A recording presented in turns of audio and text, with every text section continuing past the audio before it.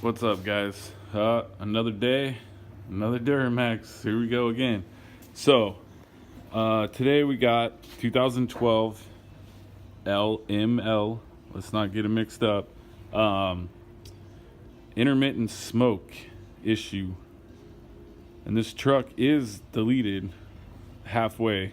So I've kind of run through some stuff here, checked the cooling system. This tank, it's definitely got some low coolant issues going on. So pressure test the cooling system, no external leaks. The other thing too, even though it's deleted, the ninth injector right here is still hooked up to the CP4. So we went ahead and pulled that off, just to make sure maybe the injector, stuck open, just pulsating intermittently. Checked the balance rates, all 8 cylinders checked okay. When I first worked on this truck, we did have one injector going bad. My customer just purchased this truck like a couple months ago, and it's kind of like one of those buyer beware deals right now. The truck's kind of a mess. So the only cool thing is this truck came from like Washington, and you can see this plate right here. It has like a primitive EGR system like I've never seen before on any other LML. So it has this blocked off, this bypass tube that used to go under and then all the way over to the other EGR cooler, and there's no bypass valve. If you look on normal LMLs, there's a bypass valve right here with this cooler. So there's like 2 EGR valves, 2 coolers, and then an exhaust tube that connects them. This truck does not have that, but still compliant. So it's kind of weird. This is a weird one I've never seen. But here's the scenario where I'm at right now. We got coolant loss for sure. Don't think it's a head gasket, but we got definitely, see all that moisture in the crankcase? I don't know if it's moisture. It's definitely steam, and I can't tell if it's coolant yet. I mean, you can see it steaming right there, even with it off. The truck's been off for about, I don't know, 15 minutes, and it's still got some steam. So I went ahead and checked out this right here. So here's his PCV setup he had. Let's go ahead and take this off the breather filter, off the cover here. You can see right there all that moisture from the last time I dumped it. So flip it over, see all that moisture coming out of there?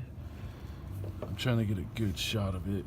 But basically, from what I'm seeing right here, is there's like extreme amount of moisture in the crankcase, big time. So what we need to do is probably start eliminating stuff off. It's definitely not the oil cooler. These are blocked off too right here. So I don't think it's an EGR cooler, even though it's deleted. This cooler is still hooked up to the coolant lines back there by the heater core. I think what I want to do is go ahead and take the oil and have it tested at a lab, to see if there's like coolant dilution in the oil, kind of go from there. But yeah, I'm gonna have to make a tough call to this customer today, because he just bought this truck not too long ago, and we kind of knew there was something squirrely with this truck. It's got like 260, let's double check, it's got like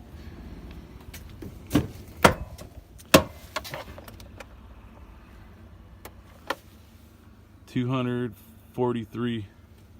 It's pretty high up there. So I mean, the only process now would be to pull the EGR coolers and pressure test them, and then possibly pull the water pump out and make sure there's not like a pinhole on the back side to where it's, I've seen it once, so highly unlikely.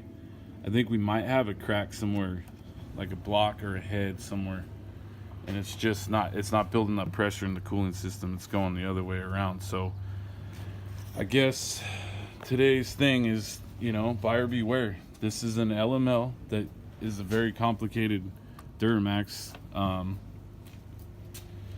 Even though it's deleted, we still have this scenario here. High mileage. You know, this guy needs to make a tough decision. Either keep the truck or buy a crate motor from GM and just kind of eliminate all this stuff together right now. Or he could pay me to start pulling all these parts off and testing them, which is just, I think, a waste of time. I think we have something going on with the block. So, you know, another day, another Duramax. I don't think I can make this one great today, but definitely got to, you know, keep the customer aware of what's going on. And like I said, possibly anytime you guys are looking for a used Duramax or a used truck, period, you gotta be very careful. It looks good, it runs good, that doesn't mean it is good. So keep you updated if we end up going further, but I have a feeling this customer is gonna be over it and just dump this truck. So oh yeah, I do have, you know, it's not a Duramax, but it's another Chevy. This is a Chevy place. This is where Chevys go. So what we're gonna do today on this one, this is another customer bought this truck,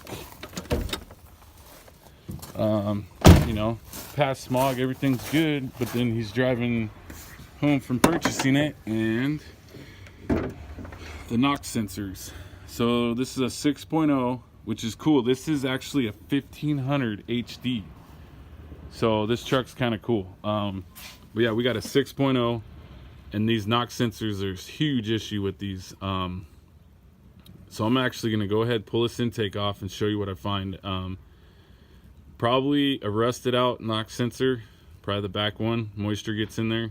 But we're gonna go ahead and do 2 NOx sensors, jumper harness, reseal the throttle body, clean it while we're at it, and then reseal the intake. So let's see how that goes. So yeah, it's a nice truck, clean. Okay, so intake off.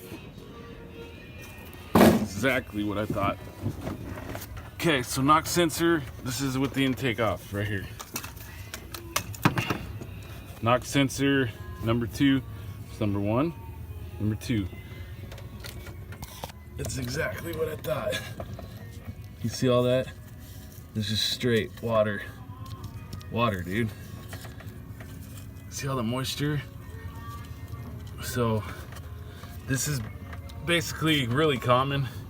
This guy just bought it, so the custom, you know, the guy that sold the truck just pressure washed the engine off real good and probably just induced this code bad.